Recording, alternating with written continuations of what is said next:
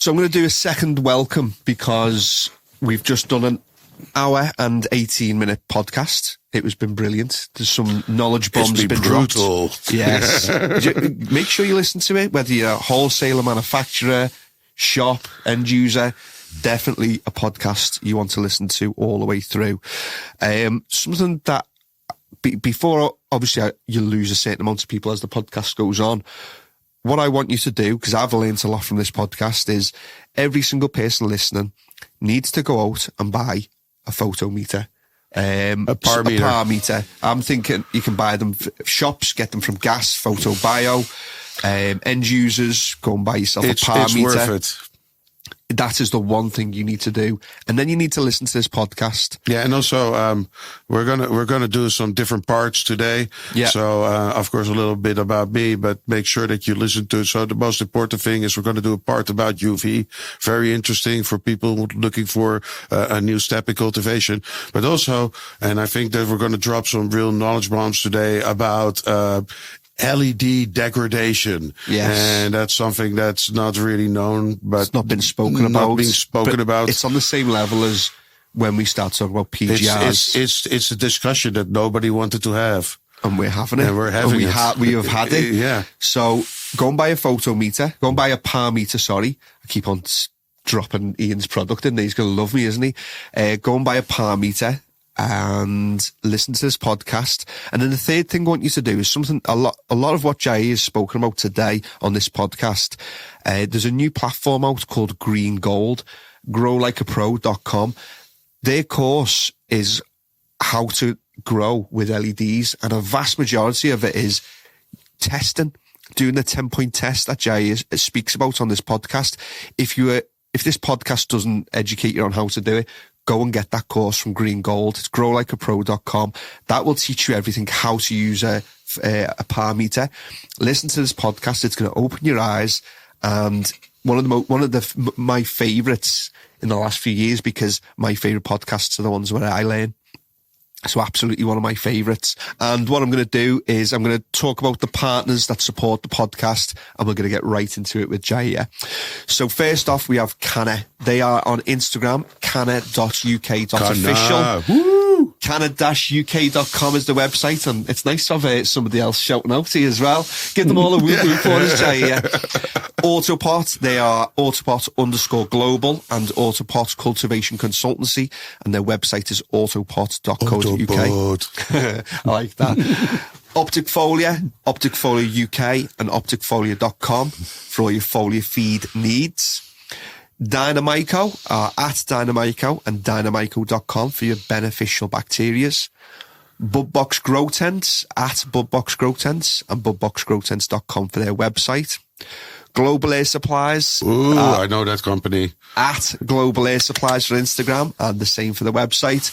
And last but by no means least, my good friend Eric at Garden Culture Magazine. Oh, I love that magazine. That's the best magazine. Go get your garden culture at the stores. And gardenculturemagazine.com. They're our partners. And we also want to thank Russ here from Gas Global Air Supplies, because he's been on the Peanut Gallery and he's been chauffeur for the week. Yeah, chauffeur for the week, kind of. Yeah, brilliant. So stay tuned. It's a very good podcast. You need to listen to it. Thank you very much. Thank you. All good? Ready to go? Turn my voice up a little bit. Oh, God, for everyone watching, the whole family. Are you ready to go? Are you built in the house that I built, in the booth that I built? I know people tune in every Sunday to listen, but even when business is good, we still manage to do the podcast.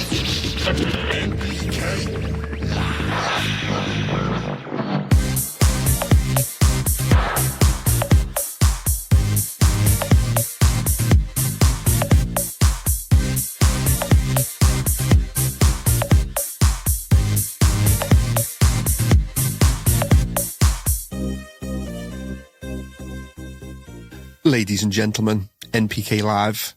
We've stopped doing little podcasts about how to propagate and how to take this and how to do this and how to set up your tent. We're only come on when it's worth it, and today's is an absolute banger. We have got Jair Velleman. How are you, Jair? You okay? I'm okay. I'm having fun in the UK. Yeah? When did you get here? I started on Monday. Yeah? And you're going to be here till Friday. So tomorrow I'm leaving, but I did my week of UK. We're doing something special this week, so I had to drive around and shake hands and Whirlwind Tour. Well, we're launching our new product line and relaunching the company in the UK, and I want to be a part of that. So I always come. I love then to come over personally, and I know you do. You love to travel, but before we go too much further, people who are part of the industry and know the industry well will, of course, know Jair. And if you don't, then you do know Jair, but you don't know why. Jair is the founder of Gavita and was the owner, along with a few other partners who were instrumental in the industry and bringing Gavita to be the worldwide phenomenon that it is today. So we're going to talk to Jair about what happened, how that got started, the journey with Gavita. We'll put that into a nutshell, otherwise we'll be here for hours.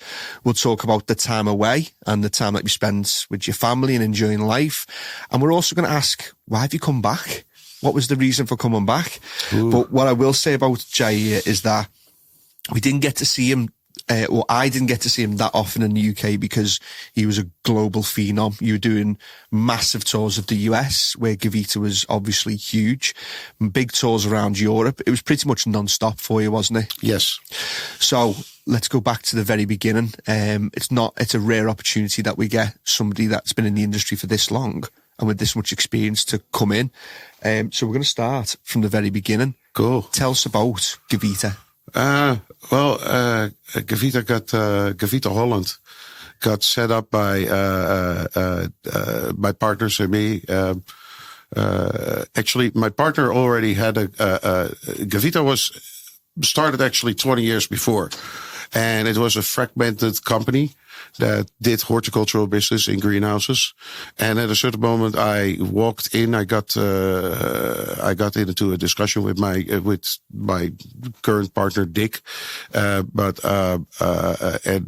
sat down with the owner of what was then Gavita, and he showed me a double-ended lamp. Yeah. What year was this? Just because people, I think they're going to be shocked about how long ago this was. I think this is about 15 years ago. 15 years ago, so 2008? Yeah, something like that. Yeah, 2009. 2009. Yeah, I know, because I know, 2009. Yeah, and at the time, Gavita was outside of the very niche horticultural market. Yeah, it wasn't in the hydroponics market. It was just doing big commercial greenhouses, mostly in Canada and Holland, for like huge agricultural projects. And what was it that attracted you to Gavita? And tell us a little bit about when you took it over and basically the plan. So I go way back, and I used to be loving plants myself back in the past, and it was definitely a fun part. And at a certain moment, I owned a hydroponic store. I've been there. I've also been a hydroponic store owner, and then I figured out I didn't make enough money. I think some hydroponic store owners can relate to that. And when I didn't make enough money, I figured out that I was needed to do something different. So in 2007, I took an airplane and I went to San Francisco and looking for the hydroponics industry in the USA. And, that was a very interesting trip. And I came to a company that doesn't exist anymore that's called Maximum Yield. And they had like these trade shows about hydroponics trade shows in San Francisco. So I went there and I was looking for products to bring to Europe, and so I ended up getting a company bringing products to Europe and sending products from Europe to the US also, and was kind of a trading company in horticultural products, specifically for the hydroponics market. And because I did so well, my former partner and also current partner, Dickie, he's like, can you come to, like our company? Because I'd just like to have a conversation. I see you're like finding this market that we don't touch. And I had a discussion with Dick, and he shows me the horticultural double-ended lamp, and I never seen something like that. Like all the growers never seen something like that. And he's like, well, that's something that was developed together with Philips, and they make the lamp and we make the fixture. And this is the new lighting for what can I say? This is the new lighting for what tomato growers and things for big industrial. It was 400 volt. It wasn't even 240 volt. You couldn't run it. It was 400 volt free phase. So I'm sitting down and like, could you make that run on 230 or 240 so we can actually just, put it in, connect it, and actually, and he thought for 2 seconds, and he said yes, and that was literally the €100 million question. And the second question that I asked, and that like, can we dim on temperature? Because one of the biggest problems we had back in the day was people burning the crops because their ventilator went out, and so I'm like, can we actually electronically, because we're talking about electronics, can we dim this and do like an auto shut off? And that became the EL2, what was the first light controller in the industry. So, but that took actually 2 more years to develop. So we started with just the lamp. That was the Gavita Pro, what we call it. And I started in the US, and we built a daughter company called Gavita Holland, because he already had the company doing professional horticulture, and that company was already going on. And I have no part in that, but so we built a new company with a couple of really good people all together, and it's what's called Gavita Holland. And I pretty much took the lamp, I took it under my arm, and I took an airplane, and I went to California, because California was kind of at that moment and where everything was kind of happening. And I started traveling hydroponic stores, and with a lamp under my arm, and everybody had like crazy big reflectors that were air cooled, and here's the separate ballast, and it was kind of all crazy systems. And here's this Dutch guy coming with his double-ended lamp. And I had to go grower for grower. I remember my first 4 trips were to Humboldt County, because they told me that in Humboldt County, and a lot of people were looking at the growers in Humboldt County. In Humboldt County, people are very stuck in their way. So you can convince a lot of people, but don't go to Humboldt County. So my first 4 or 5 trips were to Humboldt County, because if I can prove my point in the most difficult part of the market, everybody will know that works, because otherwise you can't change the market. And so I started doing that, and slowly turned over entire Humboldt, because people went and doubled or tripled even their yields with it.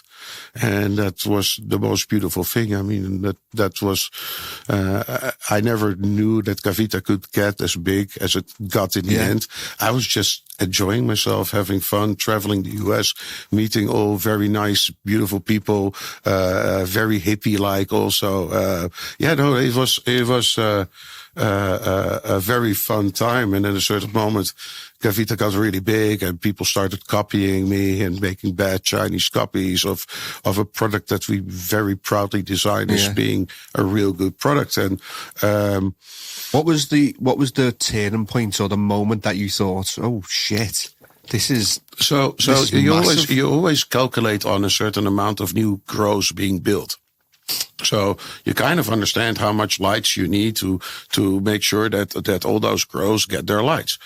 What I never even could think about is that pretty much entire America within about a month or 2 or 3 would tear down their old lights and all wanted Gavitas at the same time. And I remember that we couldn't hold up with production. We were underproducing for 2 years. I think at the high moments that we were pushing out 3 containers a day of Gavitas, and it wasn't enough for the market. It was, when you start a business, you always like with your competition, everybody wants to sit on the top of the rocket and you're kind of fighting each other. And at a certain moment I was sitting on the top of the rocket and it was like somebody pushed the button launch. Yeah. And it launched like crazy. I mean, you never expect that you get almost 80 or 90% of a huge market. And that flowed over because of what had happened. It flowed over. And then everybody started copying me after 2 years because that's how people are and what they do, because nobody has their own creative ideas. So they look at other people's success. And I'm totally fine with that. I actually feel that is kind of a, how do you call it? Imitation is the sincerest form of flattery. Yes, exactly. Right there.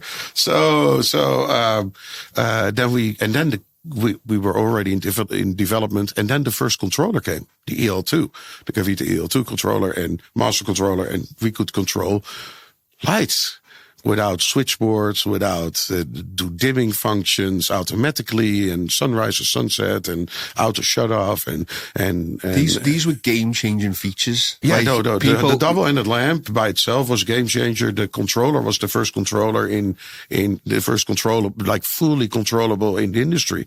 That was fun. It was, It was. You're saying it now, like sunrise, sunset features, dimmable, and people are thinking, yeah, and what?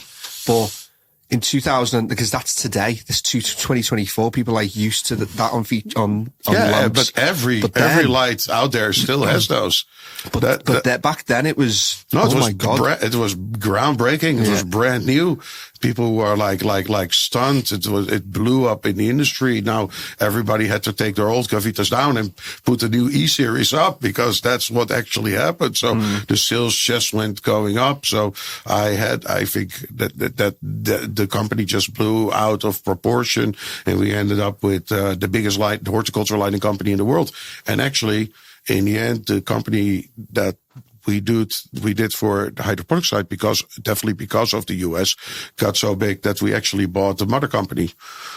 So we, in the end, all the little parts of Gavita, we just bought them and we brought them into the company and ended up with one big Gavita. Yeah. I remember going to Spain, Barcelona, Spanibus, seeing the massive stands. I'm really good friends with Theo.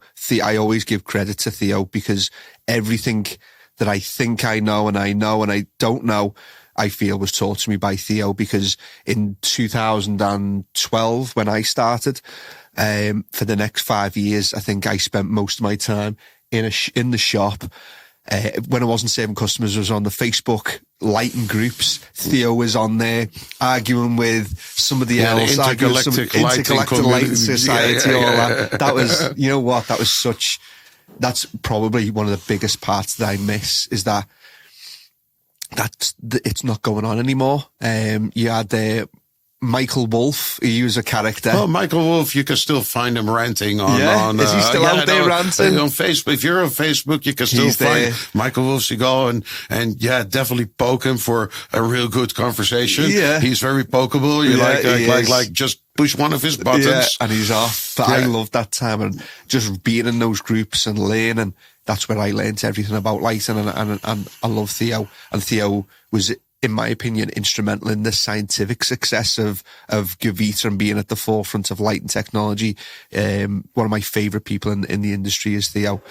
So if people know you, they'll know the passion that you have and the love that you had for Gavita. If they don't know you, then I'm telling you that the love and the passion for Gavita was probably the most that you could ever find in this industry. And that leads me to my next question, which is, when it came time to sell, how hard was that?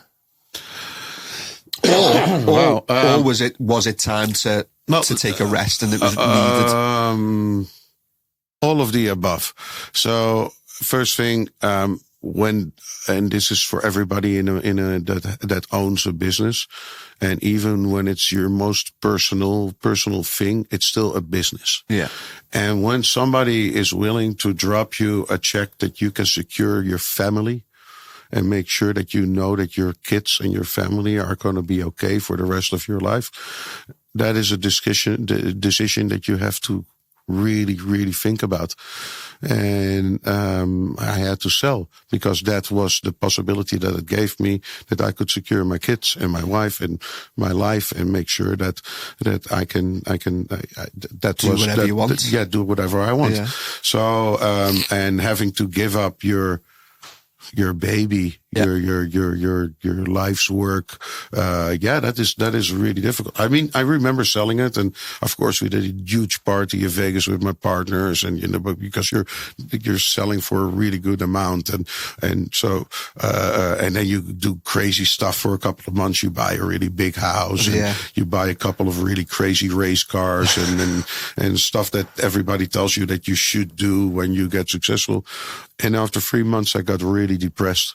Yeah. And I'm sitting on my designer couch in my really big mansion, and I'm crying my eyeballs out because I have no clue what to do with myself. So the problem is that everybody always tells you how to reach your goals, but nobody ever explains you anything what happens if you actually reach them. Tell me. Well, it's not so funny as you think. Yeah. Because on the moment you reach your goals, you don't have goals anymore. Yeah. So now you have to do some soul searching. Like, who am I? Because I was always Jair Gavita. Who am I? What makes me happy in life? Why do I want to be tomorrow? And so you're getting to all these questions. You have to go to do some soul searching to figure out, and then you figure out a lot of things aren't as important as you think you are. And, you come to a lot of new realizations. So I sold the house in the country and sold the cars and took an apartment in Amsterdam and just one practical car. And I figured out that a lot of things aren't the way they seem. It's just the way the people think they are. Wait until it happens and you receive a good amount of money. It's not what you think it is. Yeah. It's for about 3 months. Yeah. And then there's this big come down. So, I figured out that I had to do stuff, I have to do stuff with my life and what makes me happy. So I started helping people. And I love charity work. And I love the saying that if you save somebody, if you save one person, you can save the world. So I love charity work, and it's something I picked up. It's something I started doing, and that's something I still do once in a while. I pick something that I really think where some help is needed, and that's where I do some help. And that is something that makes me warm inside, makes me smile, and that got me through a difficult period. Yeah. And also happened because COVID happened and I was sitting at home, and you're like, so deep soul searching. Yeah. Before we move on, I've got a couple more questions that I'm just genuinely interested in. Did you make the right decision in selling? Would you still make that decision today? Yes, definitely, 100%. Yeah. Actually, looking what happened to the market and what happened with COVID. So the first 2 years, I really doubted my decision. Mm-hmm. Really deeply, deeply doubted my decision. I'm like, oh my God, what did I do? And then COVID happened, and I'm like, I'm so happy I don't have to pull this huge company through a horrible moment like COVID. Yeah. And then the market in the US came down and came crashing down, and everything went flat, and all lighting sales went flat. And I'm like, and I looked at it, I'm like, oh my God, I'm so happy I sold. Yeah. Yeah. So that kind of changed. And actually, so if you ask me now, looking back retrospectively, I'm very happy that I sold. Good decision. Yeah. Good decision. The next question that I think is going to be on everybody's lips is, you can and did, at least for 3 months, sail off into the sunset. Why are you back? Okay, so the industry developed in all kinds of new ways. In America, cannabis got legalized, so it gave me the opportunity to sell even more lights and things. And I also really like that community. The hydroponics community, Europe, also started getting more interesting and more. And I've worked in this industry for 30 years plus. And probably one of the longest out of anybody. And all my friends are in this industry. So I don't like sit at home and don't see my friends. And the problem is my friends are around the world, so I need to travel. So I just love our community. We have an amazing community of amazing people that are warm, that are great, that are gardeners that want to grow better produce or better medicine or better. And that global community is something that I really love and I couldn't do without. So if you ask me if you would want to sit on a tropical island, that gets really boring after a month. Yeah. So yes, it's fun. And I love sitting on tropical islands, and I still do. But I also know that I get island fever, and I figured out, and I can't sit still. My brain still goes 100 miles an hour. So I need to move. I need to do things, and I love this industry. So I don't need to come back. I am back because I want to come back. So, that's what I love the UFC. I love mixed martial arts and boxing. That's one of the things I love about Conor McGregor. He does not need to fight another fight for the rest of his life. He's going to fight because he loves it. And I think that helps people see he's a genuine, true fighter. And that's what he loves. Listen, I'm 50 years old. This is my life. Yeah. I'm not going, what else am I going to do? This is what I do. Some people, though, they would sail off into the sunset. They would be happy to just coast. I feel like I would be the same as you. I love my job. I love my work.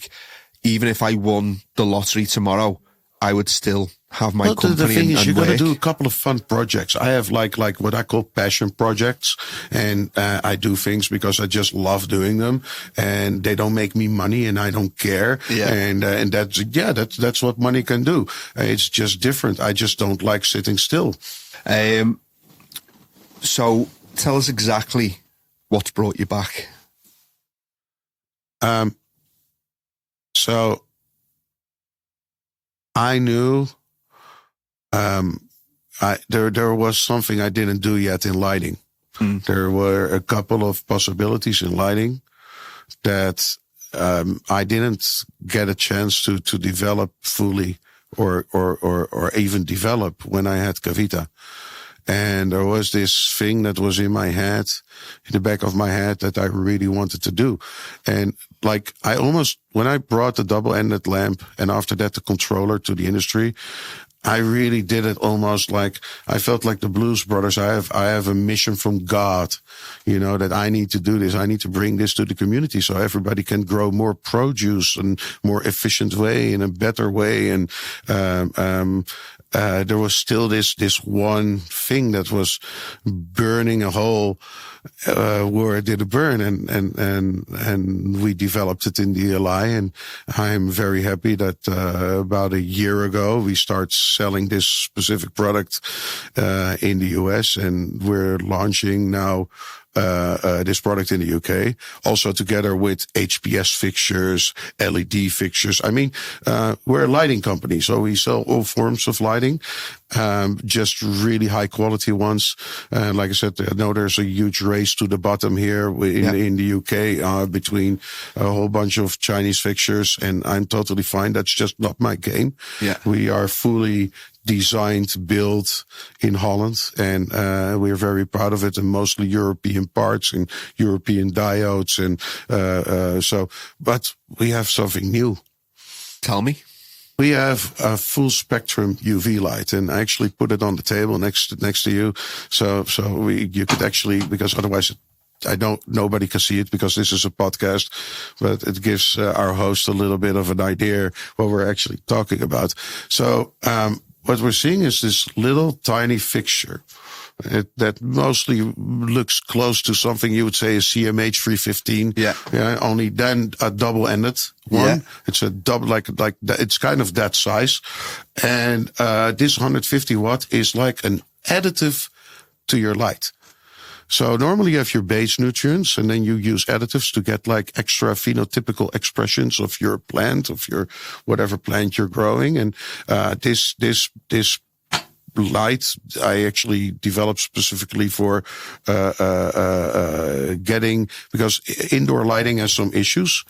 And one of the issues, like, you have to understand that plants are made in millions of years in evolution, are made for sunlight.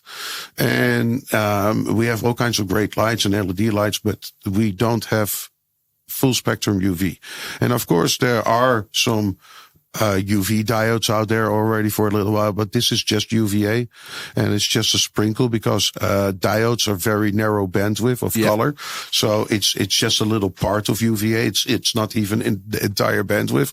What we have here is a discharge lamp, so kind of old school technology. Yeah, but we have full spectrum UVA. Then we have full spectrum UVB. Then we have a little bit of UVC, also full spectrum. And it actually goes all the way into far red. And everybody's like, what is this? So pretty much if you have 4, let's say 1000 watt HPSs or 4 big LEDs, you put this one in the middle. It will cover a 3x3 area with only 150 watts. And it does a couple of amazing things.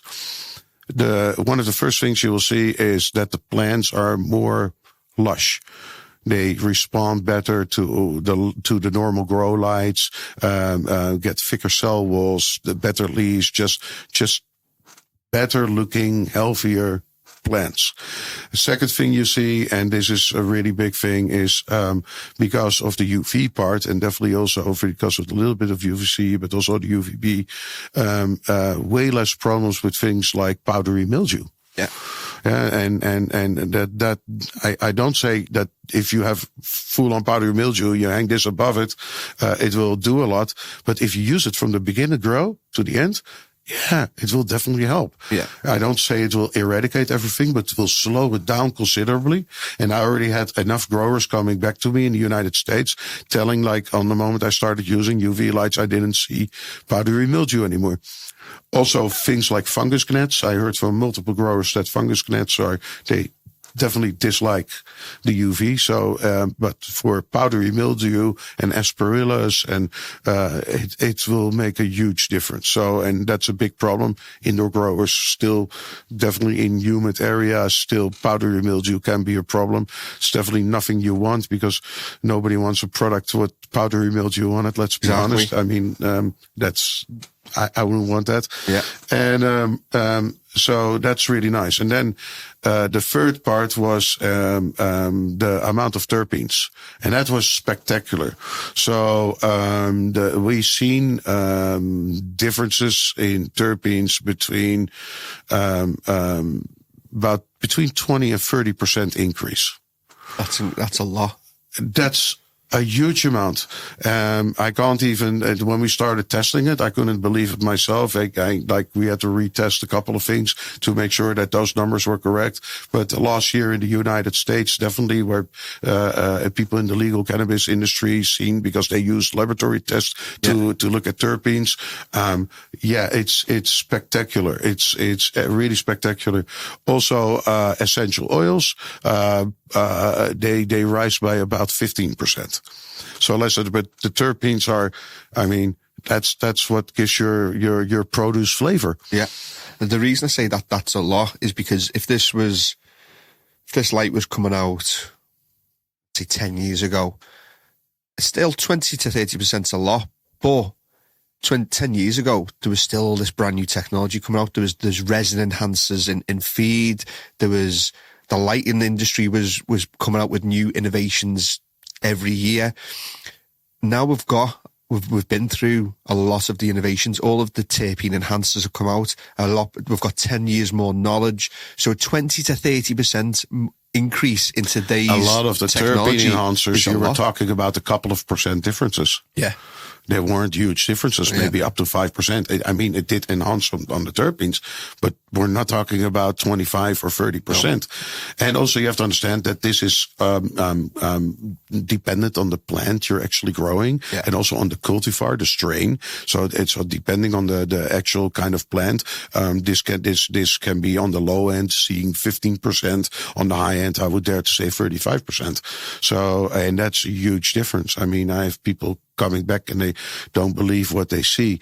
And I remember when I started selling the double-ended lamp, a lot of people didn't believe what I brought to the market. It took the market a little time to catch on.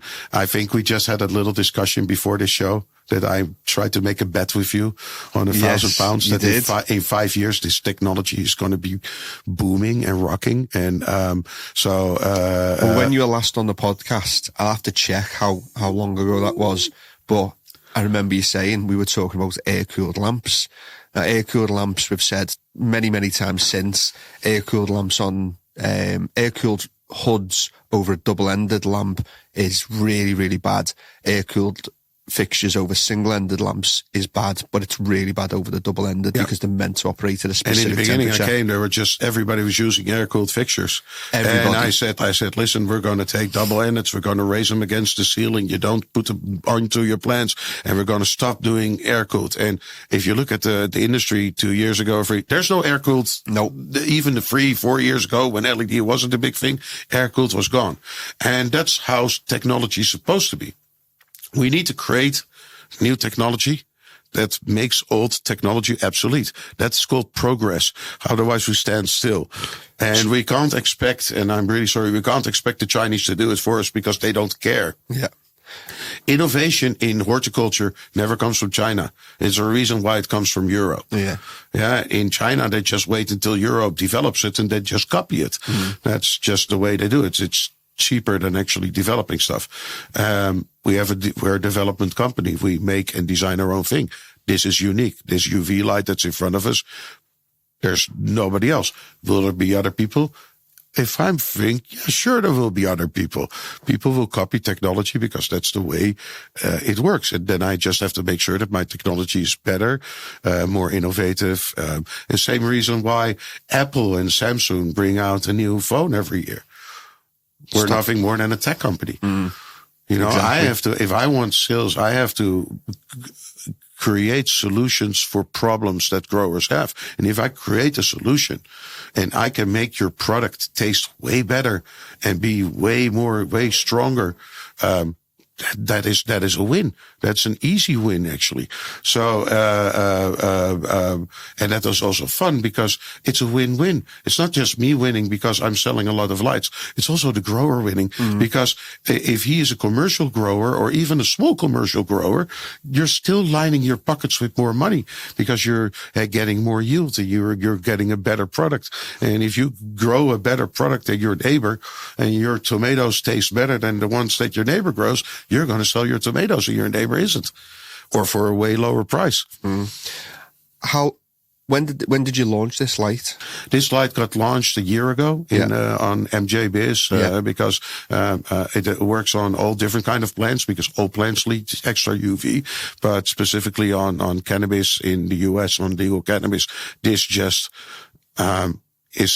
is definitely something that almost everybody needs. I mean, in the big grows, they have also a lot of problems with things like powdery mildew and in the US because all the cannabis actually goes through laboratories and it has to be tested and looked on things like spores and molds and they also look at terpenes. And I mean, in the US, if you go and you buy a bag, you can actually see what you buy. Yeah. You know exactly the percentage of terpenes and things like that. So the customer can actually see what the quality of the product is. So numbers really matter.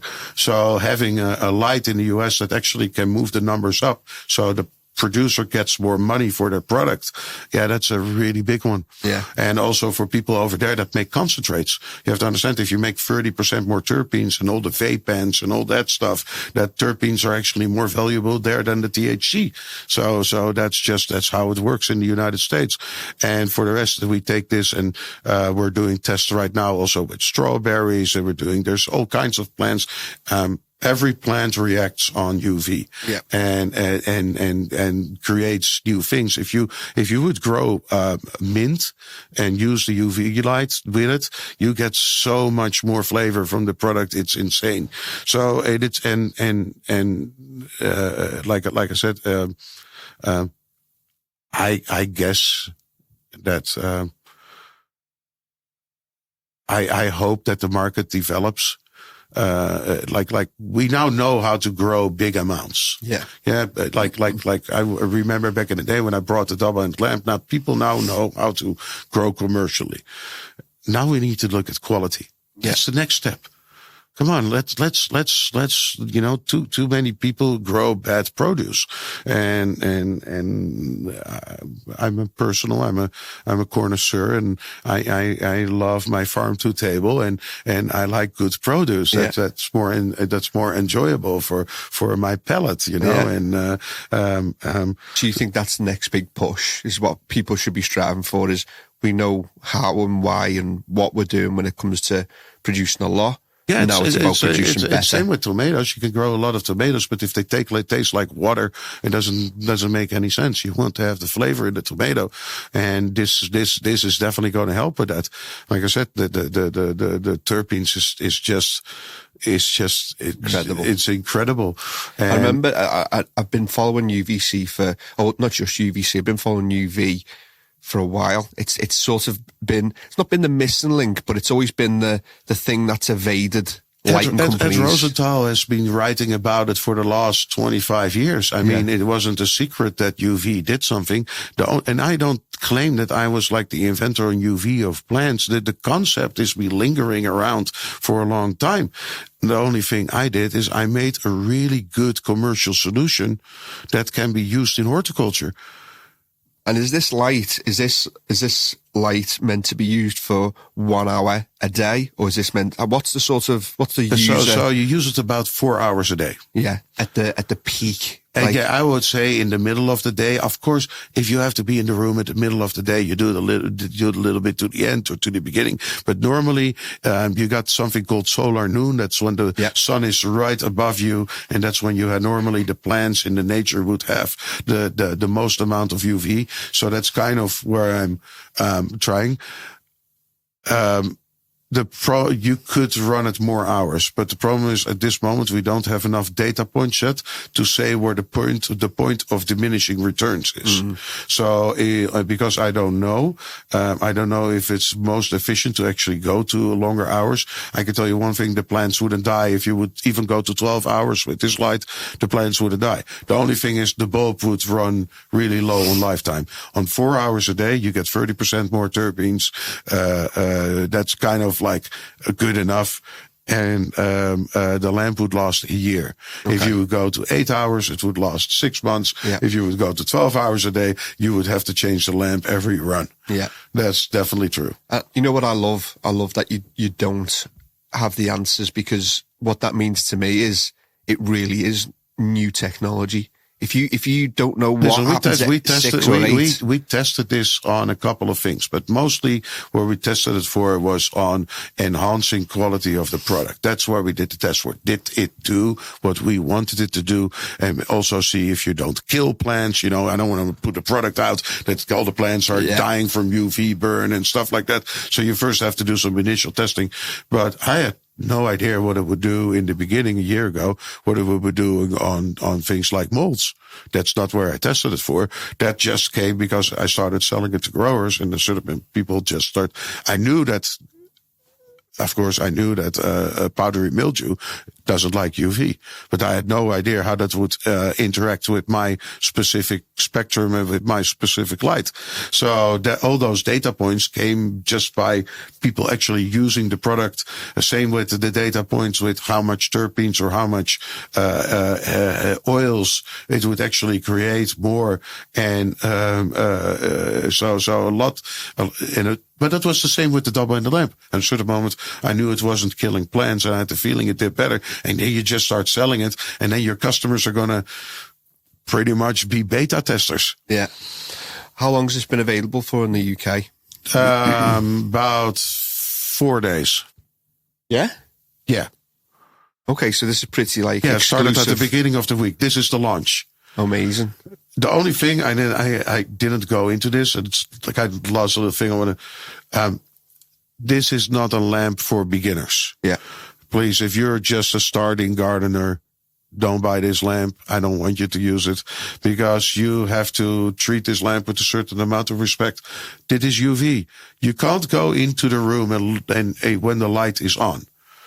There will be warnings, stickers for on your door, and you have to understand that if you look in the lamp for a couple of minutes with your eyes, you will have damage. Same reason why you can't look into the sun. Yeah. And so that's why your mother told you don't look in the sun, because it will burn the retinas of your eyes and you will have permanent eye damage. So this is a lamp for more progressed growers. Like I said, this is I don't Yeah, don't use it, and I love that as well. New growers. If you can't pronounce your own front name, please don't buy my light. If you, I'd probably say, if you've not been grown for a year, then take your time to learn environment, learn just general lighting, learn irrigation techniques, learn the basics, because you don't just learn to pass you don't just pass your test and get straight into a Ferrari. I always tell people like you can buy a Formula One car, doesn't mean you can drive one. Exactly, and I love that as well. So for the experienced growers, something that's really exciting is you had single-ended lamps, then the double-ended innovation came out, and that changed the lighting world. Then from double-ended lighting came metal halide, or ceramic metal halide, which was a lot about the quality and the flavors. And then after 15 years, finally LED started doing something that it should be doing. I know LED had a rough and tumble start, didn't it?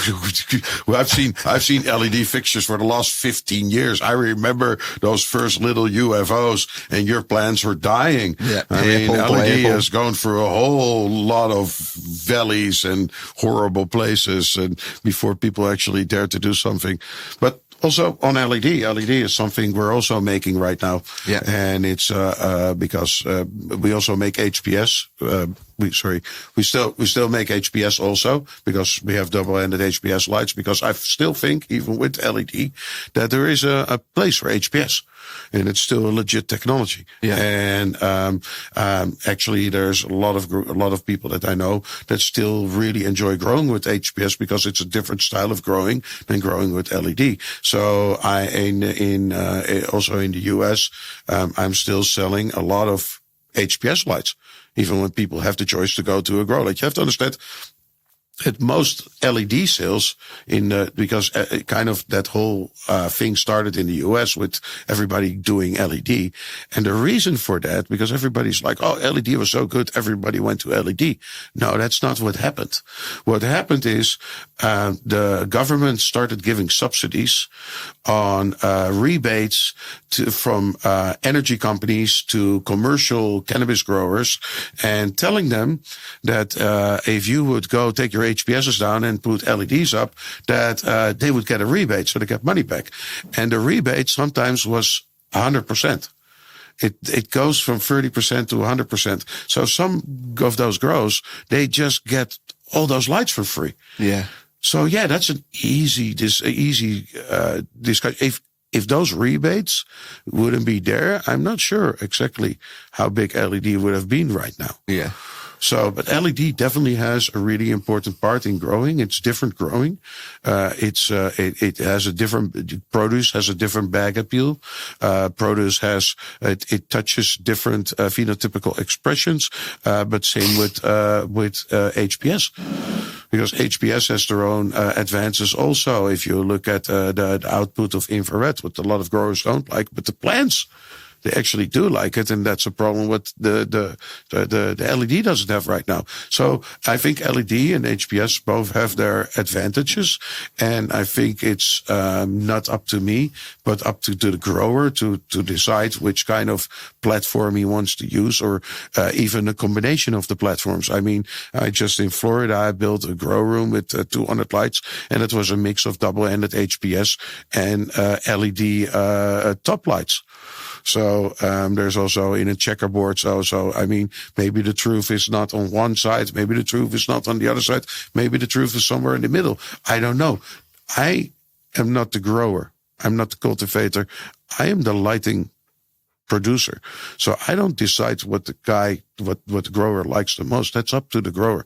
If if you've been growing with HPS for 30 years, making the step to LED can be really difficult. And also for some people, they say, I could taste the difference and I like the HPS suite. Well, maybe because the HPS suite actually tastes a little different than the LED. Stuff just tastes different. And then you get to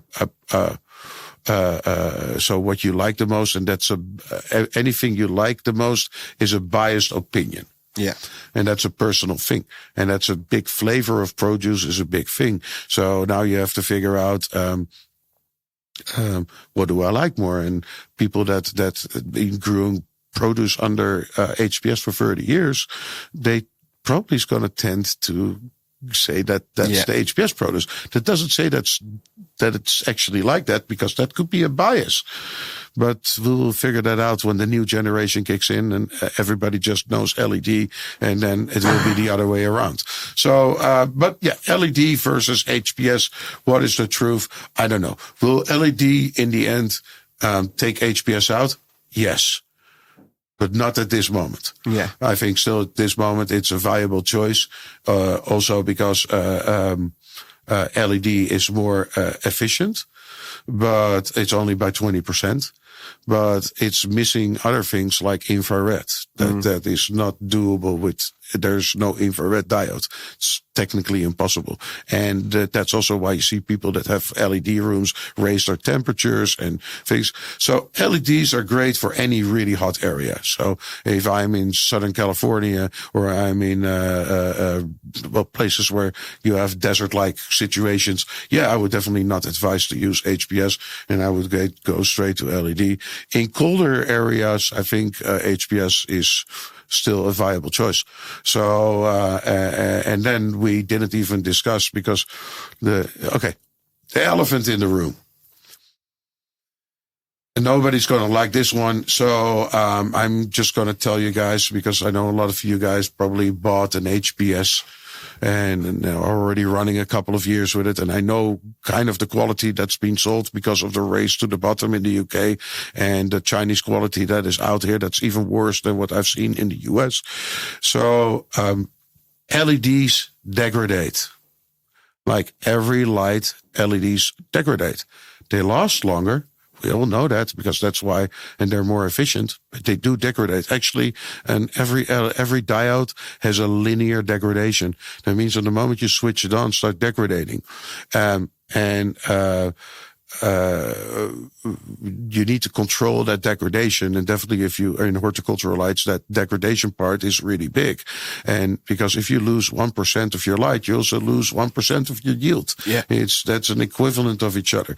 So, there is a really big problem going on. People think there's a myth of that your LED light will have no degradation for like 10 years. I heard the most amazing stories. It's not true. The day you put your LED on, it starts degrading. Also, the LEDs I have start degrading. You have to understand, with DLI, we also do professional horticulture. We just had a customer with tomatoes needing 30,000 LED lights, because also in Holland, they got subsidies by the government to go from HPS to LED, because the problem with Russia and the power being expensive and blah, blah. So that's how they try to solve it. And the first thing that a professional grower would ask you, because you need to know the return on investment, is what is the degradation of your unit? And you have to be honest about it, because that guy will want a signed warranty on his degradation of his unit. He don't think your blue eyes and a handshake will be enough if he buys 30,000 lights. So, as a horticulture, what I make is horticultural grade, not toys. I see a lot of toys on the market. I don't see a lot of horticultural grade. So, what makes a difference is the biggest difference in what we do and what almost everybody else does is, we make a horticultural grade, and we have low degradation versus what I've seen really high degradation. Tell us what is low and what is high. What should? Well, I saw a guy in Michigan that I know very well, customer, and he has not a huge grow, but he has he had a multi-tear grow with, those are grows that you have multiple layers of plants above each other. And he had a multi-tear grow, and he actually had the kind of like the bar light LEDs in there because you need low profile in that case. And I walk in, and he's tearing down his 18-month-old, I was at Lux. At that moment, it was the Lux brand. And he's tearing down his 18-month-old Lux. And I'm like, what are you doing? He's like, listen, man, I keep all the data, because he actually keeps all the data. Like this cultivar produces this much, and this plant produces this much. And he has all the historical data, and he logs everything. And he's like, I saw I saw it drop. And he said, so I start measuring against the new one. So I bought a new one and start measuring. And he says more than 20% difference. In 18 months. And you have to understand that is crazy. That is insane. In that case, you can better grow with HPS lights. And that's way more efficient. So I started looking at what was going on, and I start asking people to actually measure their LEDs, and the degradation rate on a lot of Chinese brands, and I'm talking about probably 9 out of 10 or more, maybe even 19 out of 20, have insane degradation rates that go from 7% a year, 5% a year to over 10% a year. And that is something I'm really surprised over. So what is low degradation? Because that's also, so if we sell our Apex, our top light in horticultural, we guarantee a 1% degradation a year for the first 5 years. And then what about after that? What can people expect after 5 years? Okay, here it comes. If you're a smart guy and you want to make money and you want to produce and you want to make a living, you do return on investment calculations. That's what everybody needs to do. So after 5 years, what do you do? Well, you have 95% of your light still left. Losing more than 5% of your yield, you have to look at what is the cost of the produce, how much is the loss of 5%, because if it's cheaper to buy a new light because you gain another 5%, and that just over a whole year, then you're actually winning. So, and then you have to look at what is the new technology, because in 5 years, there's also going to be a lot of changes in new technology. So I think to buy an LED light with low degradation and have that over 5 years, and after 5 years, starting making calculation, if it's interested to run it another year. But I think anybody who knows how return on investment calculations are done, if you run that stuff, even with the low degradation past 7 years, you're not calculating anything. So the next super important question that I would love all growers to start doing, how are they measuring? What is the process for measuring the light? And then measuring the degradation. The real simple way to do that is to compare it to a new model. Yeah. So you know the brand you're having. And so you make calculations. You have to really calculate the distances. Also, you have to put the sensor on the ground so it's steady. Because if you hold it by hand, if you just go 1 millimeter to the left, 1 millimeter to the right, then you pretty much make a measurement exactly in the middle, or do a 10-point measurement even, and make a 10-point measurement, make a grid, and then compare it to a new one. And then you can actually see what's going on. But if you have your lights, if you bought a cheap Chinese light, you have it for 3 years, I think you could even do it by hand. I think the differences are going to be, I think the differences are going to be visual. Yeah. What is insane. If people, some people will be like, well, how do I measure? Will you be using a par meter? A par meter. Any particular brands that you stand behind? I think as long as the par meter shows the difference. Yeah. It doesn't really matter, if the reading is correct or not, it will show the difference. Well, I know one, and the reason it sticks out in my head is because the accent he used, or he has when he says it, and it's Ian at Global Air Supplies has got the photo bio. So in his Yorkshire accent, he says it a bit weird, and it just stuck in my head. Oh, but if you've got the photo Ian, bio, you just got dissed. he's going to come on podcast again, and he can diss me right back.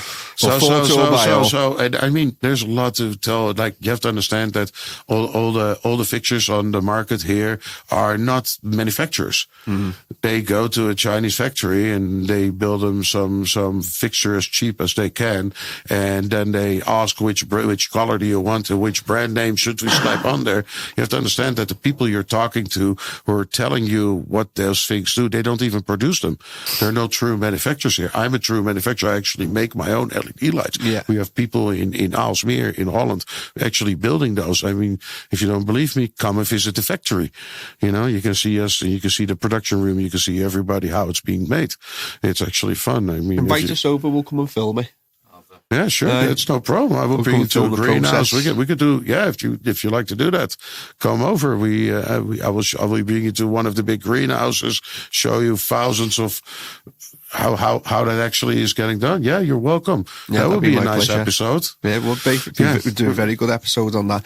But also diodes. I mean, a lot of knowledge isn't about diodes. Everybody goes like, oh yeah, I have Samsung diodes or I have Osram diodes. It just doesn't say a lot. So, and here's I have Osram diodes also, but not every diode, even within Osram, the range is born equally. So here it comes. First thing, you have generations. So every other year, they develop a new diode, and you get an older generation. The older generation is cheaper than the newer generation. So you got generation 2, generation 3, generation 4, generation 5. What is the big difference between is it literally just more efficient? More efficient. Yeah. So every time you get more efficient. So, but the problem is that a lot of people have no clue which generation is in the unit that they're actually buying. What are you buying? Which generation is that? Is there any way of telling? Which brand is that? Is there any way of a grower finding out or no? Well, are you going to trust the Chinese, even if you ask? No. Okay, there you are. There's the answer. Mm. They will do whatever the cheapest for them and whatever makes them the most money. That's how China works. Mm. And the problem is you can do that for fun and for giggles and for toys, but in professional horticulture, that doesn't work like that because we have to give warranties to the customer. So the horticultural grade is just a different kind of grade. We don't build toys. We build like industrial style. I mean, also if you look at our units compared to other people's, it's heavy duty. It doesn't feel cheap. No, it doesn't feel cheap. It's very well made. These are industrial units. So, and then you have the generations, but also within every generation, you have something called, that's called LED binning, the bin numbers. Yeah. So, let's say they have they make a diode, and the diodes are made on a kind of a wafer, and then they break them free and they become little single diodes. And then they put them in the top is like this, from this big machine, they put them all in, and every diode gets flashed and gets spit out in a bin. There are like 20 bins, and it flashes and it looks for the differences, because in a batch of diodes, there's differences. You don't want differences because then you can see differences in color and output within one light. So you want to select all the different outputs and different color selections within. And you get bin numbers from the best diode to the lowest bin number, the lowest diode. And for me, as a manufacturer of lamps, you can choose which one you want to buy. And I can tell you that the 3% of the best one, that's only 3% of the diodes, is going to be the most expensive one. But they will give 4% more output than the lowest one. Eat from scratch. Like from the second that they get turned on, just the diode. They just give you more. And then there are brands that are, so another way to prolong life of a diode is cooling. If a diode runs too hot, if it doesn't have enough cooling ribs, not enough cooling, the diode doesn't really touch the back cooling part really well, or it's just not there, then a diode will run too warm and you get degradation faster than you would ever think. We have seen that with over 10% a year. And then you get another one, and that is the way you drive it. So every LED light has what's called a driver. It's the thing that actually drives the diode. So technically, what you could do, and this is kind of a little bit of tricking the situation. Let's say somebody sells a 500 watt LED grow light, and they want to make it cheaper and cheaper. They only put 400 watt of diodes in there, and then they tell the software, you just flash the software to overdrive it and just run it at 500. Now you have a 500 watt LED light with only 400 watt of diodes in there. Now you just didn't have to spend 1/5 of the money on the diodes. So you could build your shit cheaper because nobody gives a shit about degradation, because nobody knows, nobody asks, nobody so this is a huge problem. It's the elephant in the room right now. So pretty much, I dare to say that 90% of the people are there, and I'm really sorry for all you guys, and you didn't know any better. So don't feel too bad about yourself for doing this. Everybody did this. Everybody got fucked. Also in the US, your LED is probably trash. Measure it. If you're already noticing it, like, hey, there's something going on in my room when I'm using LED in the beginning, I had great results in the first year, and the results are going down, and I have no clue, and I tried taking another nutrient or this or that. No, like I said before, your LED doesn't last 10 years. The person who told you that is lying. Even Osram, Samsung, Cree, go to their website. Linear degradation. You can go Google, like anything I say is just something you can find in a click away on Google. So if we were unscrupulous people and we just wanted to make money, what we would do today is we would go and make a lovely looking LED, all shiny metal, lots of colours on it, do lots of branding, buy maybe budget to mid-range diodes. So it's cheap. We can sell it cheap. And then we overpower those budget and mid-range diodes in a testing, in an Ulbrich sphere, if that's where LEDs still get tested. Listen, it only needs to work once. They overpower it. They show all the lovely par meter graphs. Yes. They show the 1.9 micromoles or 2.3 micromoles per joule. And they go, these are our figures. Look at the data. Yes. That can all be completely manipulated. Oh, yeah, that could all completely, it's all software stuff. It can be completely manipulated. That's why I'm kind of explaining it, that actually is what's going on. That's why I'm warning actually people, like, watch out for that. And then I'm not even talking about like buying a product that you buy 10 lights, and then next year the company doesn't even exist anymore. How many lighting companies didn't we see fall lately and go off the market? A lot. And now you're sitting there and your light is broken and you're not going to get warranty. You have to buy one. We've had that problem. And I apologize if I'm wrong. You'll be able to tell me. Is Spectrum King still an LED company? Does that still exist? I don't think they exist anymore. So there's really, the people at Spectrum King I got on with really well. No, they were nice. They were lovely people. Yeah. But at a certain moment, they couldn't hold on. Okay, this is what I said before. If new technology comes in, technology that isn't good enough will be phased out. Yeah. You become irrelevant as a company. When you become irrelevant because your technology is irrelevant, you die. And that's what happened to Spectrum King. I know. I had, it was before COVID but I had people who buy them, and then they went bust, and then they come back with 1 or 2 issues. Nothing I could do because the company. And that's the problem, and that's also the problem of the hydroponics industry.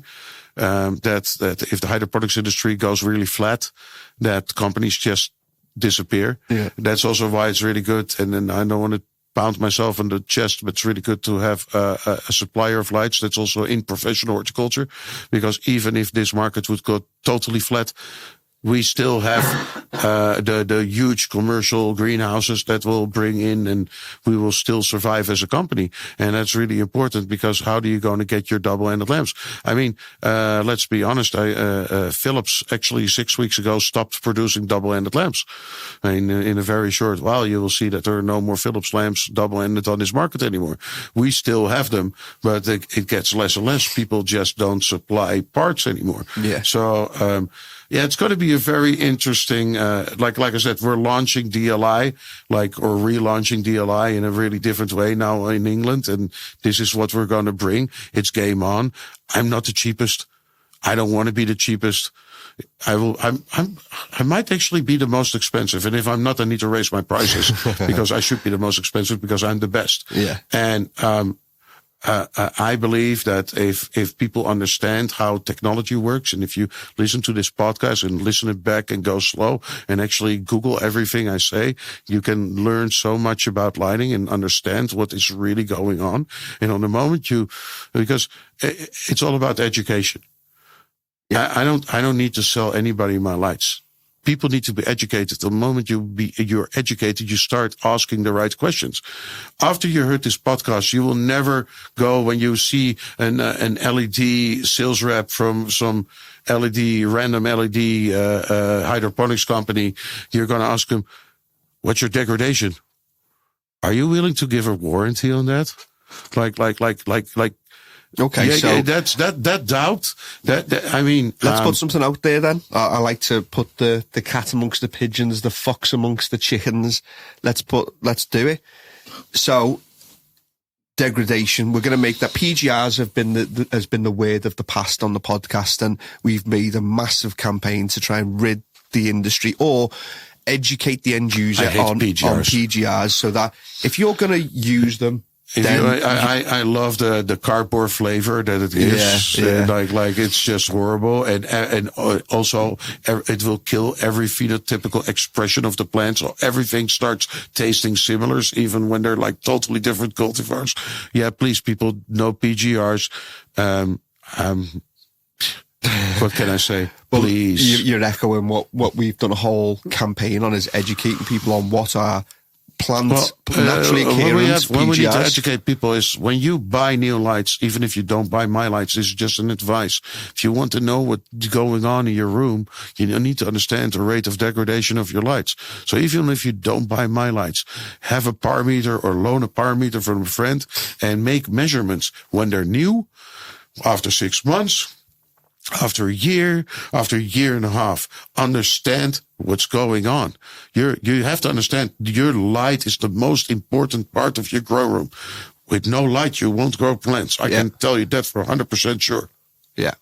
So rather than what I want to see then moving forward is LED manufacturers not putting 5-year warranties on their LEDs, but actually putting a 5-year degradation warranty. And that's really hard because, okay, here comes. We give like full written warranties to really big projects. Also in the US, we do that.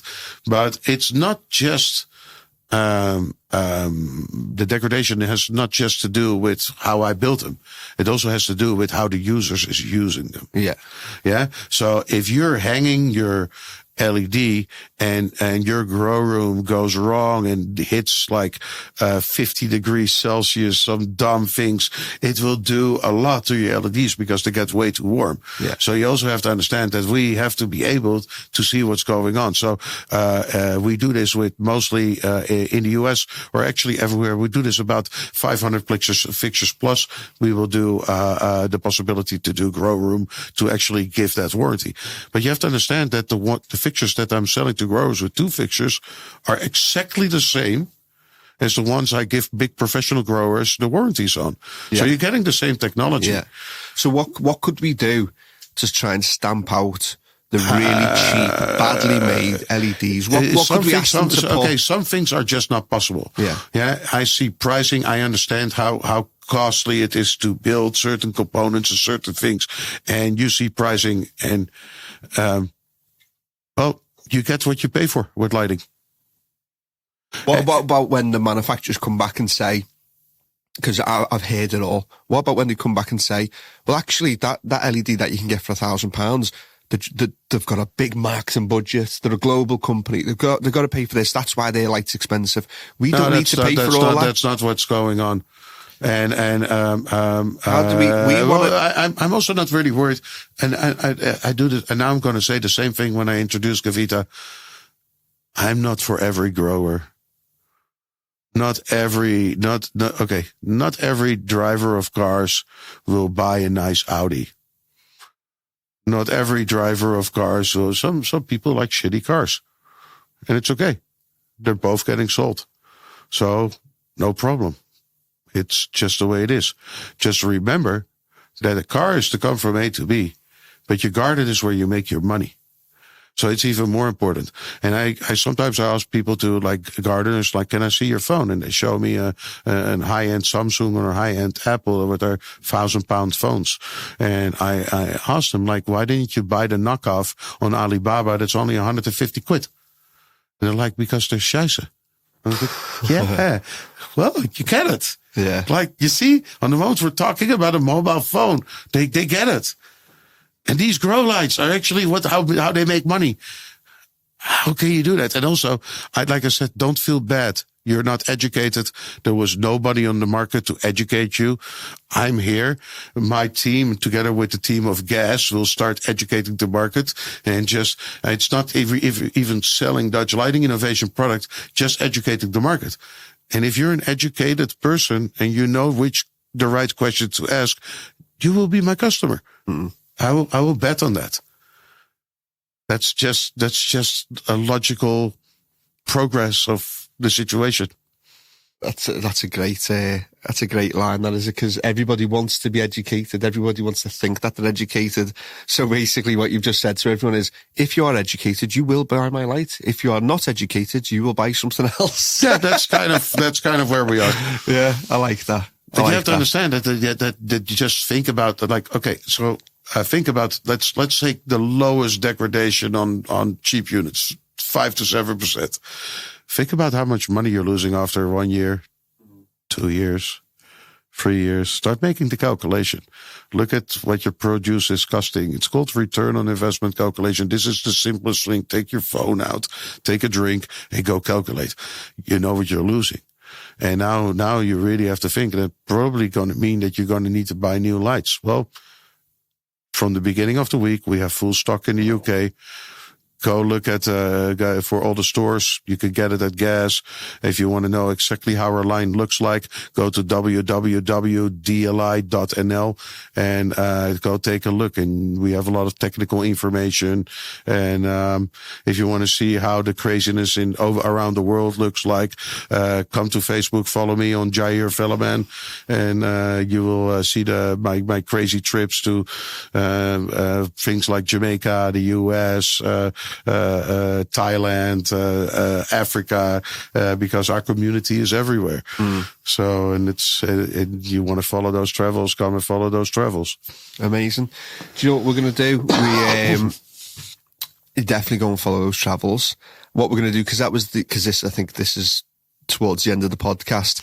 We're going to... Thank you for having me, and just on a note, because I know that was short notice. No, it's absolutely my pleasure. I'm not going to turn down a podcast with yourself. We could have spoke for hours about the history and what you've done and where you've been. Like what is light, a particle or a wavelength, or like the different, what does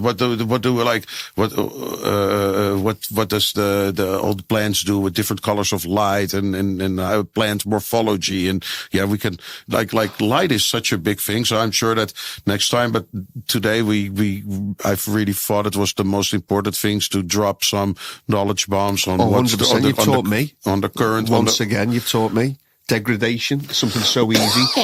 Well, what I'm going to do is I'm going to end the podcast there, but I'm going to go back to the beginning. So this part that we're about to say now is going to be the beginning of the podcast, because there's some information that I think people need to know before they listen to this podcast. Okay. If you've made it to the end now, you're obviously a big fan of lighting, and you've just mentioned something there, which is a photon is light a wave or a particle? And I was literally just watching something the other day, and it says scientists still don't know. I was just explaining this in the car to and the reason that they don't know is because... To my friend Ross here, I was in the car, and he's sitting in the peanut gallery. I know you guys can't see him, but here's Ross from Gas sitting in the peanut gallery on the side.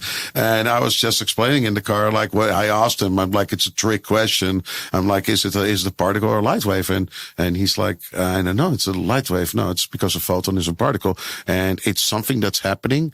And I got the right answer. But Ross got the right answer. Yeah, he said it's both. But And it's never actually at the correct. same time. But physiologically, that should be impossible. It is Because impossible. something can't be a particle and a wave at the same time. That's kind of like matrix stuff. And scientists at this moment have no idea. So even in lighting, and I go, if I look at things like spectrums and gases, and like there's so much fun we can do with lighting, and definitely lighting in plants. Yeah. Because plants have great reactions. You can play with that in many different ways. And I mean, we're talking about normal lighting now, but you have to understand that the future is going to be strain specific lighting.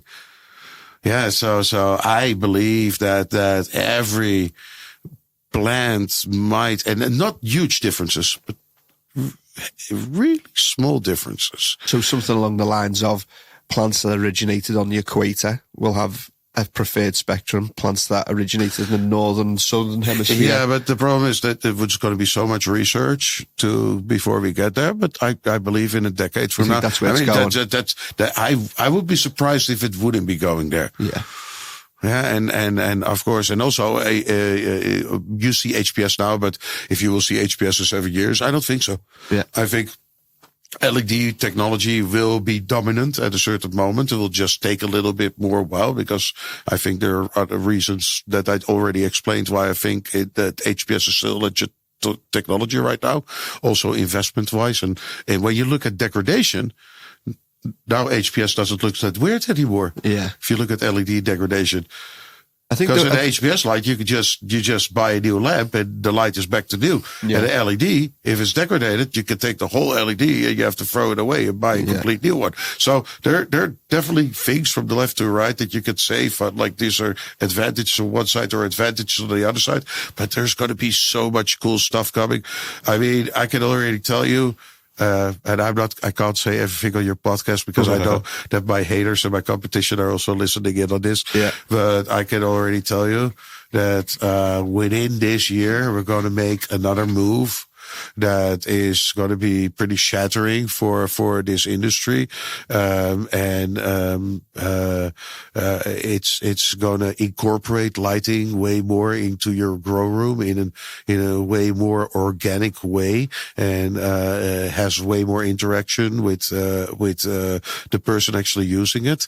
And I'm not going to say anything more, but it's going to be a very new, intuitive way of working with lighting. So are you going to come back on the podcast when you launch? Oh yeah, when I launch that, I will be back in the UK because I'm going to do another tour. Yeah. And I will definitely come back on the podcast, and I will because every time I launch a product in the UK, even with Gavita, I end up on your podcast. Yeah. So let's keep that tradition going. Yes, 100%. And every time I do my tour Your here, launches. that I will when my launches, I will come by and do your podcast. Well, for shops listening, you buy the DLI from Monday at Global Air Supplies. And if you are a grower and you want to find out more, it's www.dli.nl. Go and follow them on Instagram, Dutch Lighting Innovations. And yeah, if you want to follow Jair's travels, you follow me on Facebook, Jair.Velleman. No, Jair Velleman on Facebook, and on Instagram, Jair.Velleman, but I'm a little bit more active on Facebook. I'm 50, so, you know, I What about on TikTok? Are we going to see you on TikTok? TikTok, I will make little cookie dances. Jair, it's been an absolute pleasure to have you on. Thank you very much. Thank you. My pleasure.